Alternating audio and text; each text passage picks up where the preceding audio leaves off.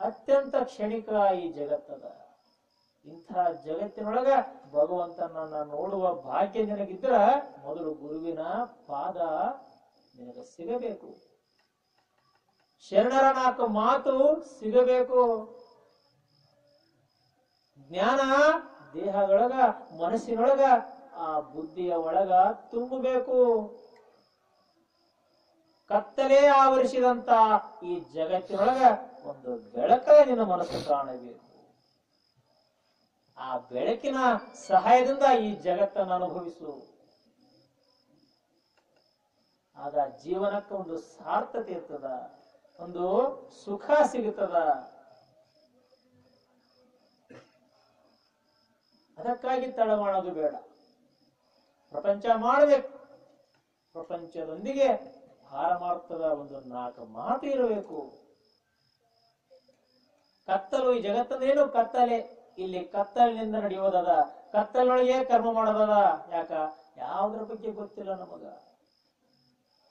ಇಂಥ ಕತ್ತಲಿನ ಜಗತ್ತಿನೊಳಗ ನೀನು ನಿಶ್ಚಿಂತನಾಗಿ ಹೇಗಿರಕ್ಕೆ ಸಾಧ್ಯ ಅದ? ಒಂದು ಬೆಳಕು ಬೇಕು ನಿನಗ, ಒಂದು ಬ್ಯಾಟರಿಯಂಗ ಬೆಳಕು ಬೇಕು ನಿನಗ. ಆ ಬ್ಯಾಟರಿ ಅಂತ ಬೆಳಕನ್ನ ಕೊಡುವಂತ ದೃಶ್ಯ ಇಲ್ಲದ ಅಂಥದ್ದು ಅದಕ್ಕೆ ಜ್ಞಾನ ಅಂದರು. ಅದಕ್ಕಾಗಿ ಹೋದ್ರು ಶರಣರು, ಸಂತರು. ನಾಡನ್ನ ಬಿಟ್ಟು ಹೋದರು, ತಮ್ಮ ದೇಶವನ್ನೇ ಬಿಟ್ಟು ಹೋದರು. ಯಾಕೆ? ಅವರಿಗೆ ಗೊತ್ತು ಈ ಜಗತ್ತೆಲ್ಲ ಒಂದು ವಿಷದ ವೃಕ್ಷ, ಇಲ್ಲೆಲ್ಲವೂ ಮೋಸವೇ ಅದ. ಯಾರಿಗ್ಯಾರು ಸಹಾಯ ಮಾಡೋದಿಲ್ಲ. ಇಲ್ಲಿ ತತ್ಕ್ಷಣ ಸಹಾಯ ಮಾಡಿದಂಗ ಮಾಡ್ತಾರ, ಆದ್ರ ಅಂತರಾಳದಲ್ಲಿ ವಿಷವೇ ತುಂಬಿರ್ತದ. ಒಂದು ಸಣ್ಣ ಕಥೆಯ ಮುಗಿಸ್ತೀನಿ. ಇದೀಗೆಲ್ಲರೂ ಸನ್ಮಾನ ಮಾಡಿದ್ರ ನಮಗ, ದೊಡ್ಡ ಗೌರವ ಕೊಟ್ರು ಅಂತ ನಾನು ಖುಷಿ ಆದ್ರೆ ನನ್ನಂತ ದೊಡ್ಡ ಯಾರು ಇಲ್ಲ. ಮನುಷ್ಯನ ಒಂದು ಗುಣ ಅದ. ಎಲ್ಲರೂ ಗೌರವ ಕೊಡ್ತೀರಿ, ಗೌರವಕ್ಕೆ ಆಸೆ ಕೊಡಬಾರ್ದಾಗತ್ತ. ಮನುಷ್ಯರೊಳಗೆ ಎಲ್ಲರೂ ಶಾಂತಿಯಿಂದ ಕುಂತಿರಿ. ಇಲ್ಲಿ ಯಾರಿಗೆಲ್ಲ ಕೋಪ ಅದ ನೋಡು, ಯಾರಿಗೂ ಕೋಪ ಇಲ್ಲ. ಎಷ್ಟು ಶಾಂತಿಯಿಂದ ಕುಂತಾರ ಮನುಷ್ಯರು. ಇವರು ಶಾಂತಿ ಪುರುಷರು ಅನ್ನಬಾರದು. ಕೋಪ ಒಳಗ ಅಡಿಗೆದ, ಕೋಪ ಒಳಗ ಅಡಿಗೆದ, ಆದ್ರ ಅದು ಹೊರಗ ಕಾಣಿಸ್ತಾ ಇಲ್ಲ. ಆ ಕೋಪ ಅದ ಅವಕಾಶಕ್ಕಾಗಿ ಕಾಯಕತ್ತದ. ಕೋಪವಿಲ್ಲದಂಗ ನಾವ್ಯಾರು ಇಲ್ಲ ಇಲ್ಲಿ.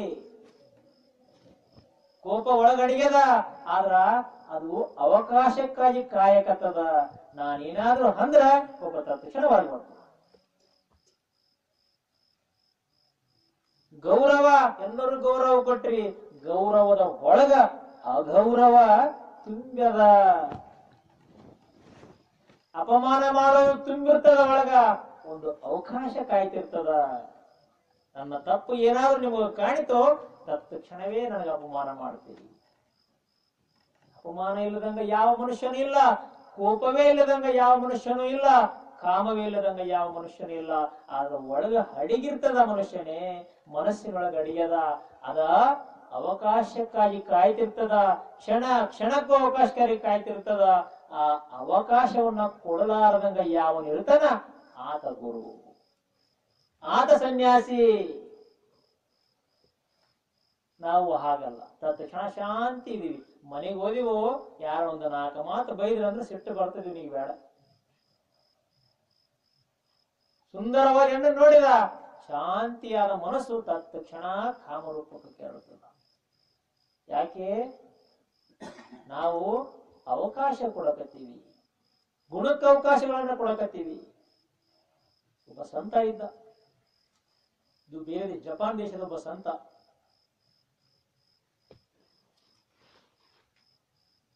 ಜಪಾನ್ ದೇಶದೊಳಗ ಒಬ್ಬ ಸಂತ, ಎಂಥ ಸಂತ ಅಂದ್ರ ಒಂದು ಆಸೆಯೂ ಕೂಡ ಆತನಿಗಿರಲಿಲ್ಲ ಅಂತ ಒಬ್ಬ ಸಂತ.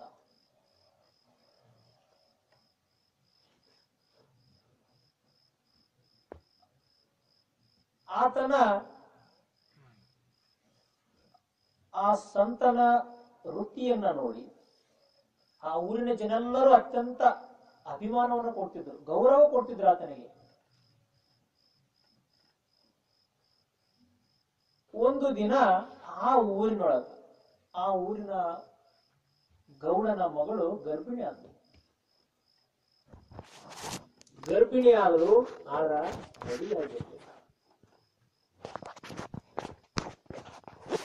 ಊರಿನ ಗೌಡನಿಗೆ ಮಗಳ ಗರ್ಭಿಣಿ ಯಾವಾಗ ಆಗ್ಯಾಳಂತ ಸುದ್ದಿ ಆಯ್ತು. ತಕ್ಷಣ ಬಂದ, ಮಗಳಿಗೆ 2 ಏಟು ಹೊಡೆದ, ಕೇಳಿದ. ಇದಕ್ಕೆ ಕಾರಣ ಯಾರು? ಆಕೆ ವಿಚಾರಿಸಿದಳು, ನಾನೇನಾದರೂ ನನ್ನ ಹುಡುಗನ ಹೆಸರು ಹೇಳಿದರೆ ಆ ಹುಡುಗನನ್ನ ಕೊಲ್ಲುವವರು.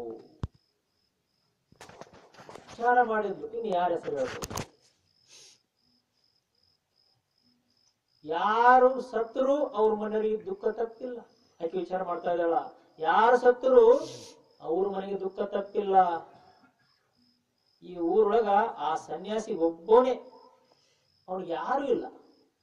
ಅವನು ಸತ್ತರೂ ಕೇಳೋರಿಲ್ಲ, ಬದುಕಿರೂ ಕೇಳೋರಿಲ್ಲ. ಇನ್ನು ಅವನ ಹೆಸರು ಹೇಳೋದೇ ಉತ್ತಮ ಅನ್ಕೊಂಡ. ಆಕೆ ಅನ್ಕೊಂಡು ಅವನ ಹೆಸರು ಹೇಳೋದೇ ಉತ್ತಮ ಅನ್ಕೊಂಡು ತಕ್ಷಣ ತನ್ನ ತಂದೆಗೆ ಹೇಳಿದ್ಲು, ನನ್ನ ಈ ಮಗುವಿಗೆ ಕಾರಣ ಯಾರು ಅಂದ್ರ ಆ ಮಠದಲ್ಲಿಯ ಸನ್ಯಾಸಿ. ಊರು ದಂಗೆದ್ದೋಯ್ತು. ಊರೇ ದಂಗೆದ್ದೋಯ್ತು. ಯಾಕೆ? ದಿನ ಆತನ ಕಾಲನ್ನ ತೊಳಿತಿದ್ರು, ಆತನ ಪಾದದ ನೀರನ್ನ ಕುಡಿತಿದ್ರು. ಭಗವಂತನ ರೂಪ ಅಂತ. ಆತನ ಪಾದವನ್ನ ತೊಳೆಯುವಂತ ಶಿಶು ಮಕ್ಕಳು ಇವತ್ತಿನ ಕಾಲಕ್ಕೆ ಏನ್ ಮಾಡಕತ್ತಾರ? ಅವನಿಗೆ ಹೊಡೆಯೋಕೆ ಸುದ್ದಾಗಿ ಹೊಂಟ್ರು. ಸೀದಾ ಹೋದ್ರು, ಆತನನ್ನ ಗುಡಿಸಲಿಂದ ಹೊರ ಕರೆದರು, ಇಡೀ ಗುಡಿಸಲಕ್ಕೆ ಬೆಂಕಿ ಹಚ್ಚಿದ್ರು. ಬೆಂಕಿ ಹಚ್ಚಿ ಆ ಗುಡಿಸಲೇ ಸುಟ್ಟು ಹೋಯ್ತು. ಆತ ಹೊರಗಡೆ ಬಂದು ಕೇಳಿದ, ಯಾಕೆ ಇಷ್ಟೆಲ್ಲ ಜನ ಇಷ್ಟೊಂದು ಏನು ಮಾಡಕತ್ತೀರಿ ನೀವು? ಸನ್ಯಾಸಿ ಕೇಳಕತ್ತ. ಊರಿನ ಜನರೆಲ್ಲರೂ ನಿಂತಾರ. ಏನು ಸನ್ಯಾಸಿ, ಎಲ್ಲಾ ಮಾಡಿ ಏನೂ ಗೊತ್ತಿಲ್ಲದಂಗ ಕೇಳ್ತೀನಿ. ನಾನೇನು ಮಾಡಿದೆ? ಸನ್ಯಾಸಿ ಕೇಳಿದ, ನಾನೇನು ಮಾಡಿದೆ? ಕೈಗಿದ್ದ ಕೂಸು ತಂದ್ರು. ಕೂಸು ತಂದು ಕೈಯ ಕೊಟ್ರು. ತಗೋ, ನೀನು ಮಾಡಿದ ಪ್ರತಿಫಲವೇ ಇದು ನೀನೇ ಸಾಕು. ಇದು ನಿನ್ನದೇ, ಇದು ನಿನಗಾಗಿಯೇ ಬಂದದ್ದು, ಇದು ನಿನ್ನ ತಪ್ಪದ, ಇದನ್ನ ನೀನೇ ಸಾಕು ಅಂತ ಊರಿನ ಹಿರಿಯರೆಲ್ಲರೂ ಅವನ ಕೈಯ ಕೊಟ್ರು. ಆಗ ಸಂತ ಹೇಳಿದ, ಹೌದೇ, ಇದು ನಿಜವಾಗಿಯೂ ನನ್ನದೇ. ತನಿಯನ್ನ ಕೈಯ ತಗೊಂಡ. ದಿನಾ ಒಬ್ಬನೇ ಹೋಗ್ತಿದ್ದ ಭಿಕ್ಷಕ್ಕ ಇವತ್ತ ಇಬ್ಬರು ಹೊಂಟರು. ಯಾರು? ತನ್ನ ಕೂಸು ತಾನು. ಇಡೀ ಊರು ಸುತ್ತರ್ದು ಬಂದ, ಒಂದು ತುತ್ತು ಅನ್ನ ಸಿಗಲಿಲ್ಲ. ಯಾವ ಸಂತನಿಗೆ ದಿನ ಮೃಷ್ಟಾನ್ನ ಇತ್ತು, ರಾಜ ಭೋಜ ಇತ್ತು, ಅದೇ ಸಂತನಿಗೆ ಇವತ್ತಿನ ಕಾಲಕ್ಕೆ ಒಂದು ತುತ್ತು ಅನ್ನ ಕೊಡೋರು ಇಲ್ಲ. ಯಾಕೆ? ಅಭಿಮಾನ ತುಂಬಿದ ಹೃದಯದೊಳಗ ಅಪಮಾನ ಮಾಡೋದು ಬಂತು.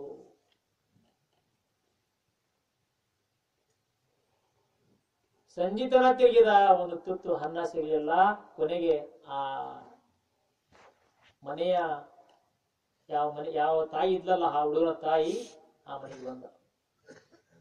ಮನೆಗೆ ಬಂದು ಕೇಳ್ತಾಳ. ಆ ಗೌಡ ಬಂದು ಬಾಗಿಲು ಮುಚ್ಚಿದ. ಅವಾಗ ಸಂತ ಹೇಳಿದ, ನಿಮ್ಮ ದ್ವೇಷ ನನ್ನ ಮೇಲಿದೆ, ನನ್ನನ್ನು ಉಪವಾಸ ಹಾಕಿ ಈ ಕೂಸು, ಅರಿಯದ ಕೂಸು, ಇದನ್ನ ಯಾಕೆ ಉಪವಾಸ ಹಾಕಕತ್ತೀರಿ?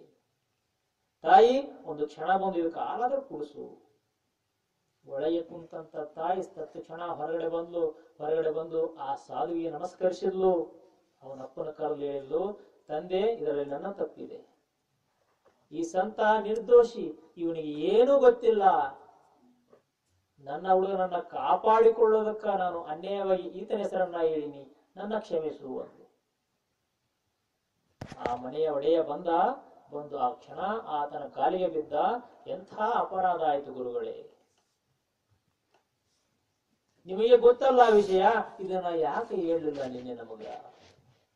ಈ ಕೂಸು ನಿಮ್ಮದಲ್ಲ, ಇಲ್ಲಿ ತನ್ನಿ ಅಂದ. ಸಾವುಕಾರ ಸಂತ ಅಂದ, ಹೌದಾ, ಇದು ನನ್ನದೇ ಅಲ್ಲವೇ ಅಲ್ಲವ, ನಿಜವಾಗಿಯೂ ನನ್ನದೇ ಅಲ್ಲ, ತೀರ್ಕೊಳ್ಳಿ ಅಂದ. ಅಂತ ಭಾವ. ಮೊದಲು ನನ್ನದು ಅಂದ, ತಗೊಂಡ. ಇಂದಲ್ಲ ಅಂದ, ಈಗ ಕೊಟ್ಟ. ಆ ಊರಿನ ಜನಗೆಲ್ಲ ಗೊತ್ತಾಯ್ತು, ಬಂದರು, ಕೇಳಿದ್ರು, ಸಂತರೇ, ನೀವು ನಿಜವಾಗಿಯೂ ಹುಚ್ಚರೆ, ನೀವು ಸ್ವಲ್ಪ ವಿಚಾರ ಮಾಡಬೇಕಾಗಿತ್ತು. ನಿಮ್ಮ ಗೌರವಕ್ಕಾದರೂ ಅವಮಾನ ಆತದ.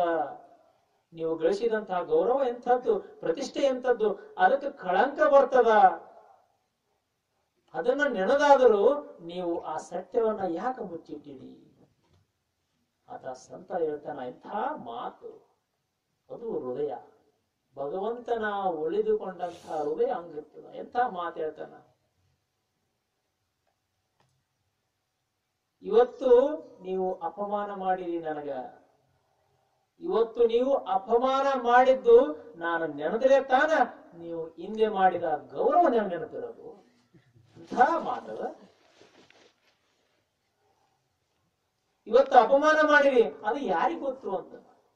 ಇವತ್ತು ಮಾಡಿದ ಅಪಮಾನ ನನಗೆ ಗೊತ್ತೇ ಇಲ್ಲ, ಹಿಂದೆ ಮಾಡಿದ ನೀವೆಲ್ಲ ಗೌರವ ಏನು ಮಾಡಿರಿ ಅಂದ್ರಲ್ಲ, ಅದು ಎಲ್ಲಿಂದ ಗೊತ್ತಿರ್ಬೇಕು ನನಗ. ಇದು ಹೃದಯ. ಶರಣನ ಹೃದಯ ಹಂಗದ.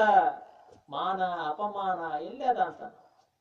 ಆತನ ಸ್ಥಿತಿ ಸಹಜ, ಸಹಜ ಭಾವ, ಸಹಜ ಹೃದಯ. ಇಂಥ ಹೃದಯ ಬೇಕು ಮನುಷ್ಯನಿಗೆ. ಭಗವಂತನ ಸ್ಥಾನ ಸಿಗೋದೇ ಆ ಮಧ್ಯ, ಹೃದಯದ ಮಧ್ಯ. ಆ ಹೃದಯ ಪಕ್ವವಾಗುವುದಕ್ಕ ಶರಣರ ಒಂದು 4 ನೀರನ್ನ ಬಿಡಬೇಕು. ಹಣ್ಣು ಪಕ್ವವಾಗ್ತದ.